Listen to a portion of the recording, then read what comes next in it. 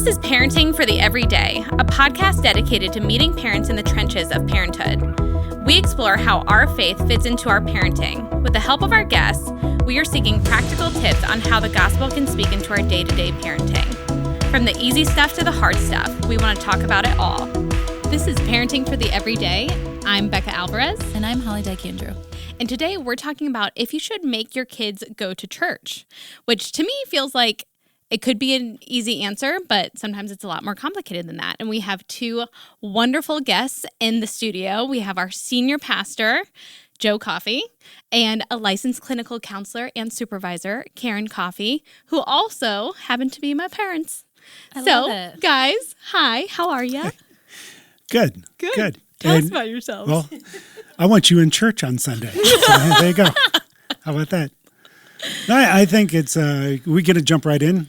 Yeah, go ahead. So let me, I think the reason it might be at least a little bit complicated, or at least we should talk about it, is the whole job of parenting is to slowly move your kids into independence, which means from the time they're toddlers to the time they're 18, you're constantly trying to give them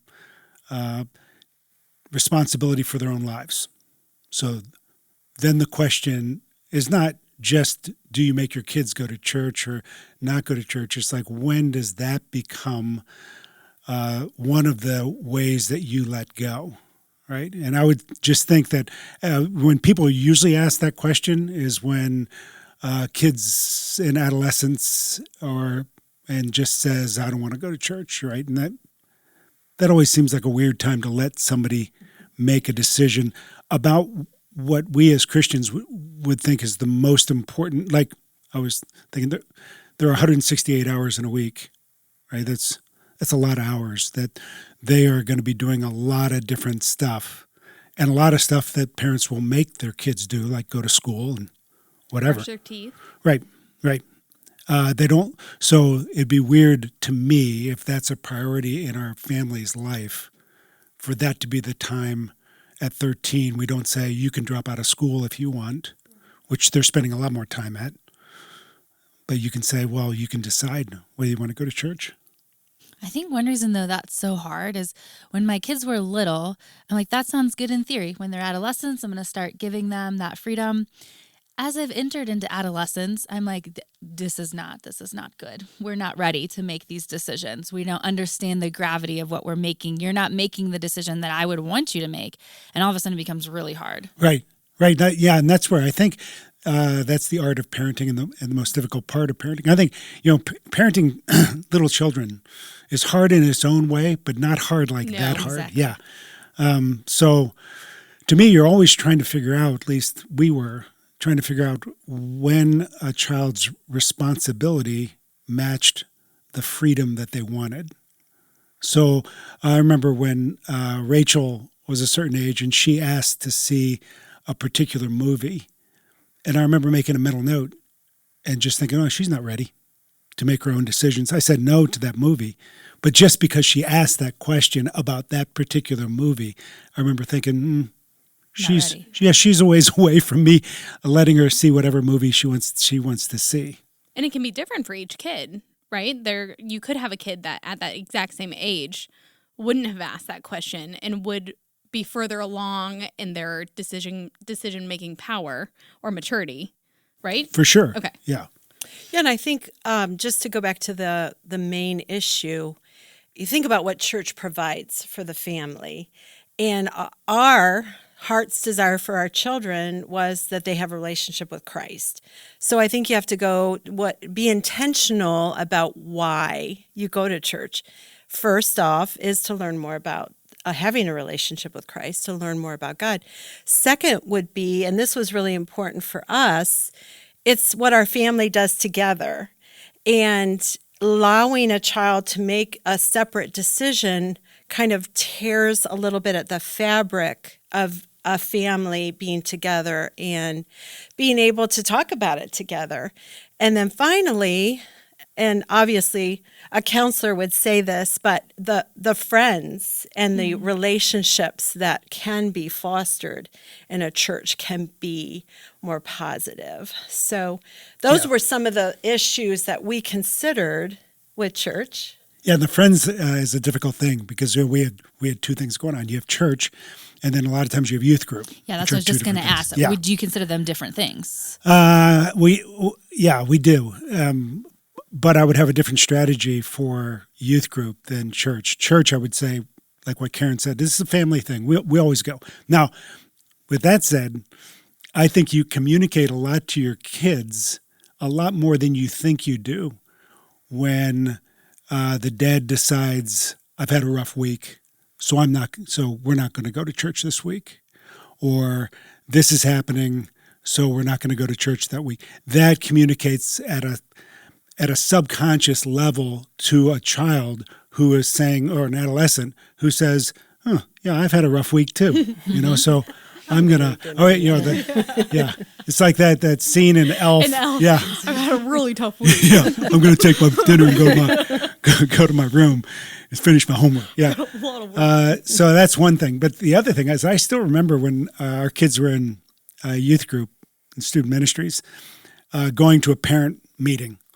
And the youth pastor at the time said, listen, I just want you to know, if your kids love our youth group, it's because their friends are here.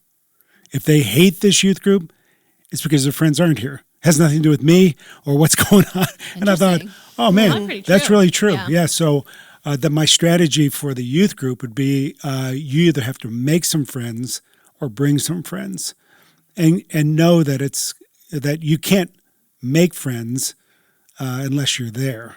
So and you don't know if any of your friends showed up unless you show up. So yeah, there's a theory in psychology called proximity and propinquity, which I love just the phrase because it's I wish I could come up. Yeah, it sounds so smart. And the whole theory is the closer you live to somebody, the more likely you are to form a relationship with them. So if somebody's your next door neighbor, you have that's propinquity or proximity. Propinquity is the possibility of forming a relationship. So that's, I think what Karen said is really true. That's one of the reasons that you want them in church, in youth groups, because they're forming relationships. And at a certain point, for a parent, your child's friends will have a greater influence on them than you do.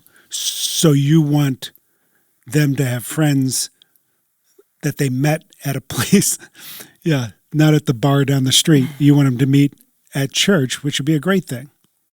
Okay, so imagine with me, you have a family whose 14-year-old, every Sunday, it's such a fight to get them to church.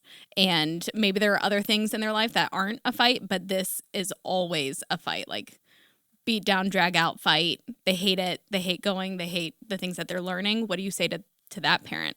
Yeah, because is there a negative side to like forcing it down their throat? At some point, does that become like Jesus becomes the enemy or the church becomes the enemy in that scenario for that 14-year-old? I don't mean. Right.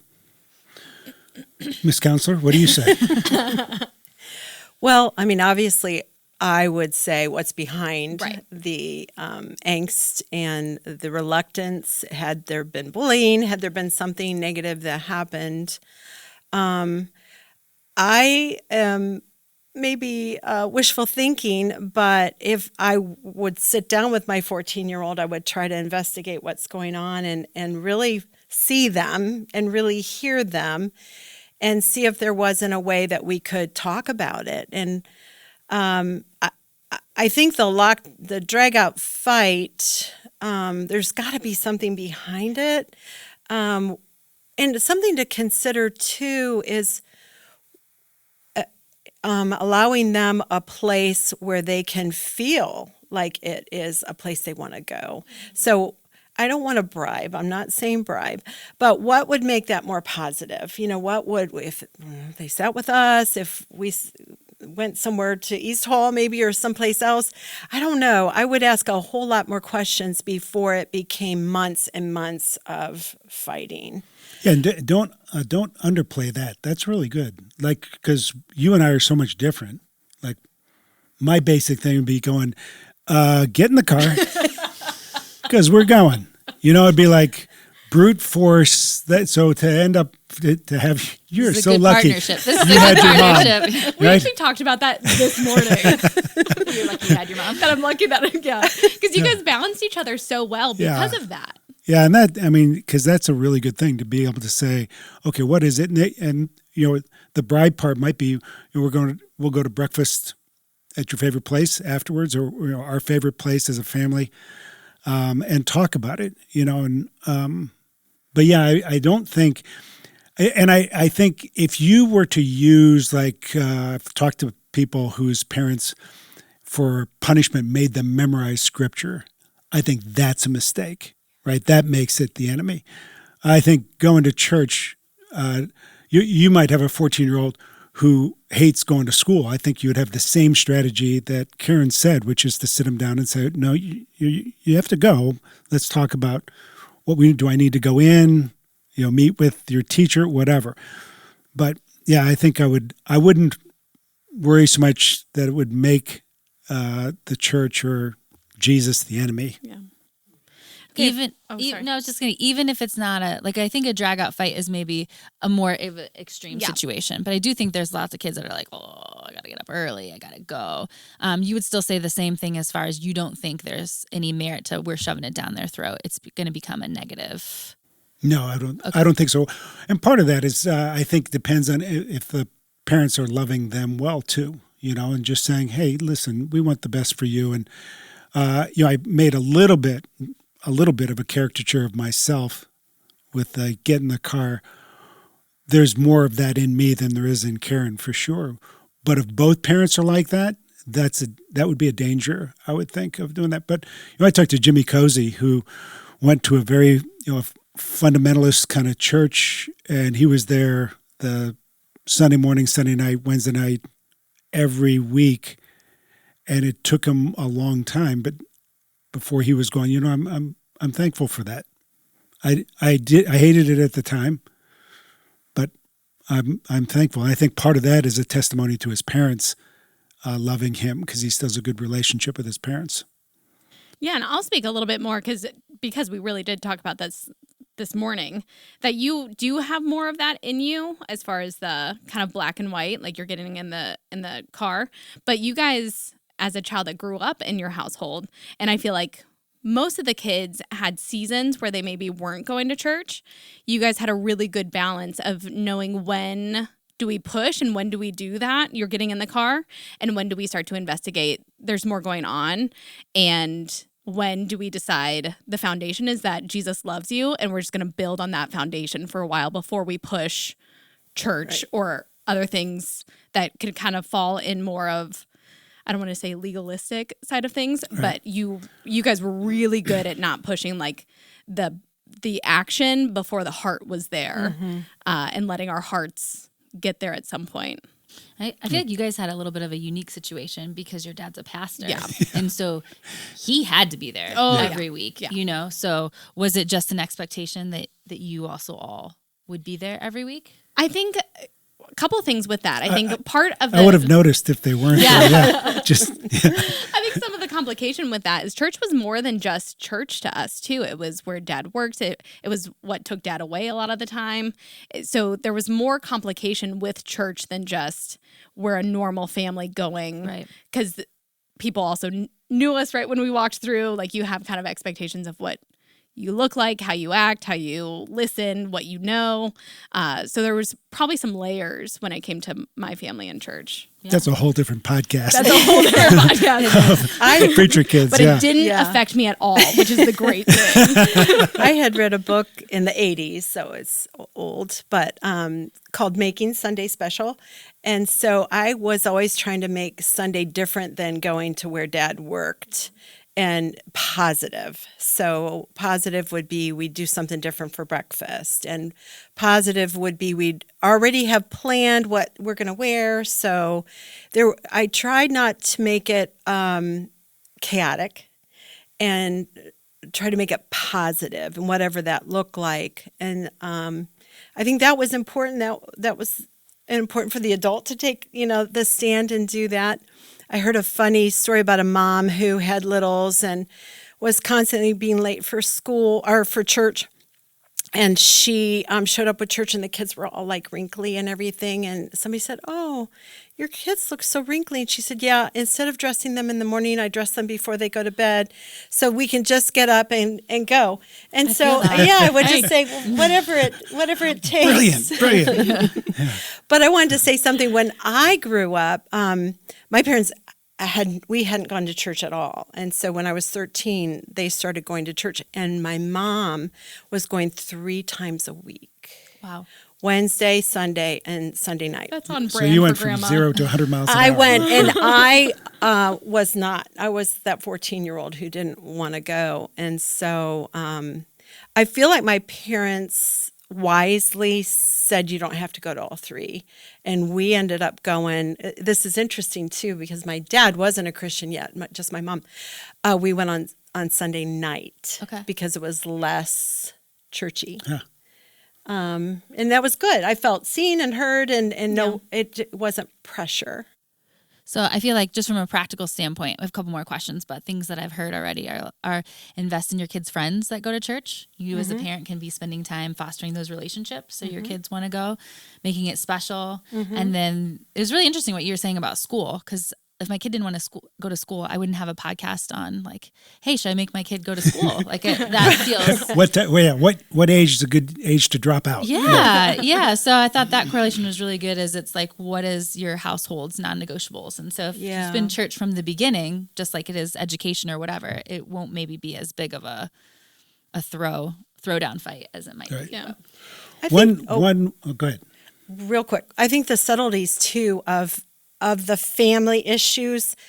How do the parents respond to church? Yeah. Is church like, that was, that took forever, or, I didn't get what they were talking about, or the music was too loud.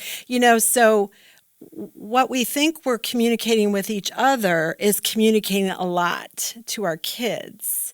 And maybe they don't have the understanding to say, oh, this was a bad week. Yeah, that's really good. So I think just to be careful what you say the minute you get in the car, or even on the way. I hope so-and-so is there. Just being mindful of what you're communicating without actually saying it directly to your children. And I think taking that a step too of making sure that it's not just a check mark that you do on Sunday and then the rest of your life or the rest of your week reflects nothing about it. Exactly. I think that can send a very confusing message to your kids if you're getting hammered on Friday and then going to church on Sunday. Right. It's just a confusing thing. They don't know all the complexities of all of that. So just making sure that you're kind of consistent throughout that week. Right.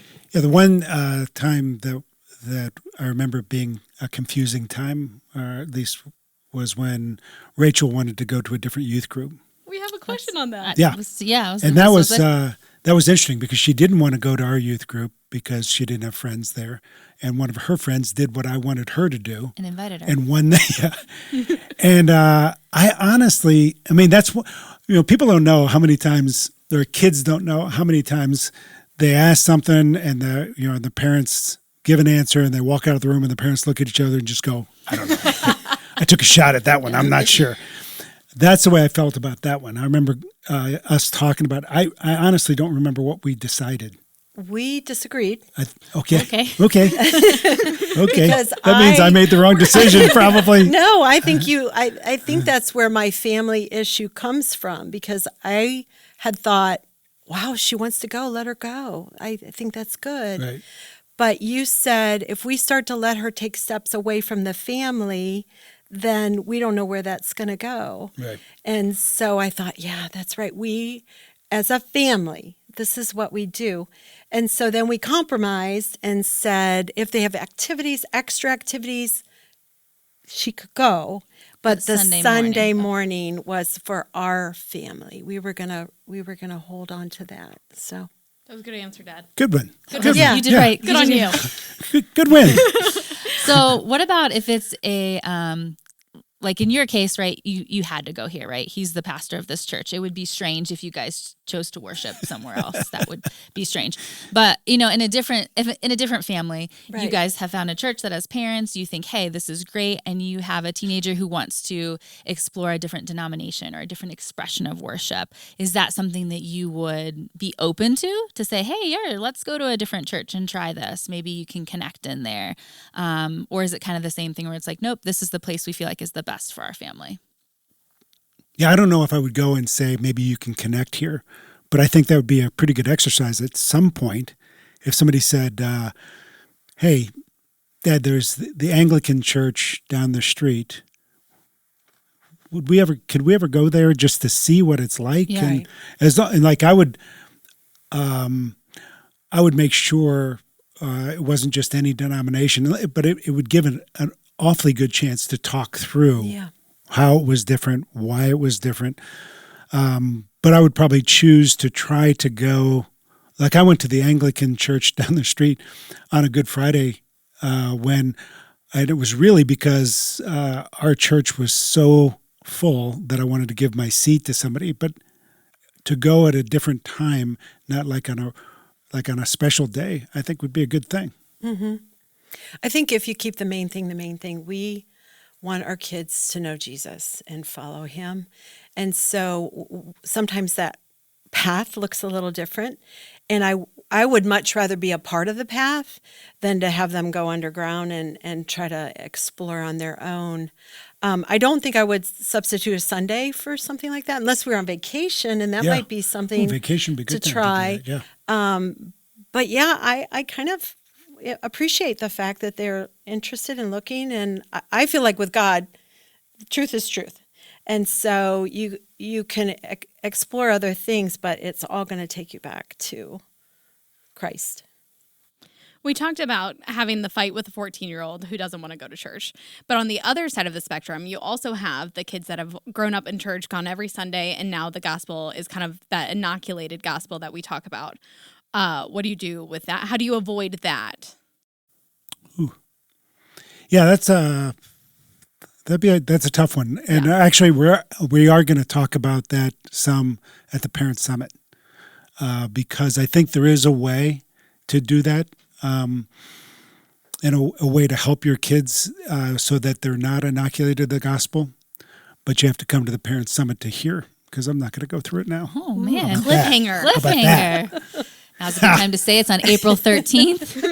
Tickets are available online. And the particular breakout session is raising kids that will follow Jesus as adults. There you go. Make sure you tune in. It's funny, though, because, when you were doing the intro, you were saying, like, we feel like maybe we know the answer. It's obvious. And so I think that I thought at some point you guys were going to say that there has to be a time that you let them choose to go on Sunday. Because my question was going to be what happens if they choose wrong? So is there a time as they get into that 17, 18-year-old, they're still at home maybe, but not, completely, you don't have all the authority, you're starting to give that up. Is there a time when they're in your house that you would ever say, hey, it's now your choice to make. Is this a priority for you? You know it's a priority for our family, but now you have to own it. That's a good question. And I think maybe. How about that for a definitive answer? I don't accept that answer. Yeah, the reason, part of that is I go back to with my son Jeremy, we went through a manhood initiation with him where when I brought him home from the initiation, and that's a whole nother thing, I said, so you're going to live your senior year as a man. I want you to make all your own decisions. So at that point, he could have decided if he wanted to, because I wanted to see what he would decide while he's still in my house, so I could, because I knew the next year he's a freshman in college. Now, when I've told people that, about him being able to make all his own decisions, I said, you decide whether you want to go to school or not. I mean, I did everything. You decide whether you want to come home at night. I just want to know, treat us like I would treat your mom. If I'm not going to come home at night, I would call her to let her know and tell her where I was in case she would worry. Yeah. Just so you know. People say, what if he got a bunch of tattoos? What if he, stayed out all night? And Didn't part of that, school. at least I was watching. At least he was in my house. So that's the only way that I could see me going, your senior year, I'm going to watch you make decisions. And I'll be talking about those decisions all the time with you because I'm trying to prep you. Because at a certain point, when you're parenting a senior in high school, you got to know that in just a few months, they're going to be making all their own decisions. So that would be a possibility to me. And how would you Make that decision. Well, no, let's say you've made that decision, so they're making their own decisions and they're choosing not to go to church with you on Sunday. Would it just be a conversation you're having every week? Would it be a one-time conversation? Kind of how would you walk through having a kid who says, it's not for me. I'm not going to church with you guys. I'm not doing it anymore. Even when they're a freshman in college, I know at that point it ventures into adult children, but it's still this idea of them saying like, I'm not doing it. What are those conversations that you're having? Yeah, that's a great question. I think I would start a different tact with them. I think I would say, hey, I want us both to watch this podcast, and then we're going to go to Starbucks. We're going to talk about it.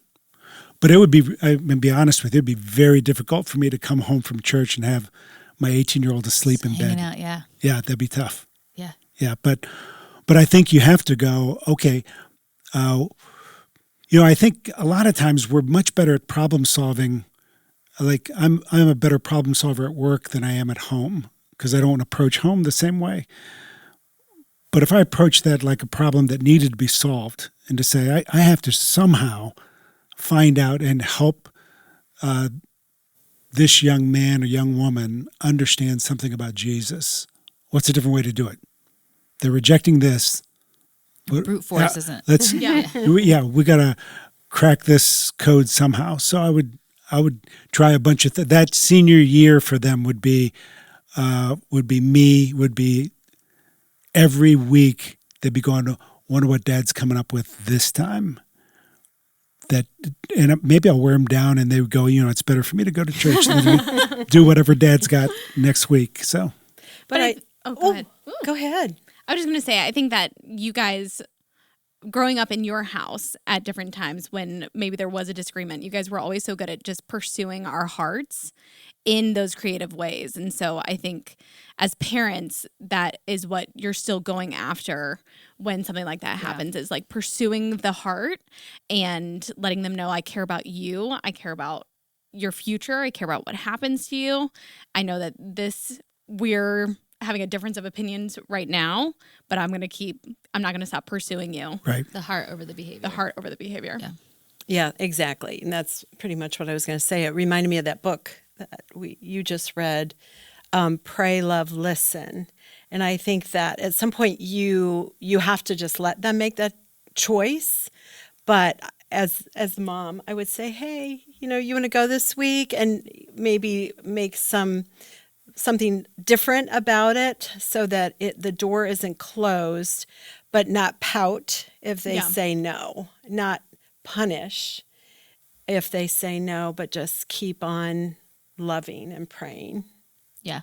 But leading up to an age of independence, right? It's a family habit that's built in, a mandatory family habit that's built in. Right. Yeah. Right. All right, guys, thanks so much for being here. Thanks for sharing your wisdom as always. Don't forget to tune in to the Parent Summit. There's lots more where this came from. And tune in next time. This has been Parenting for the Everyday.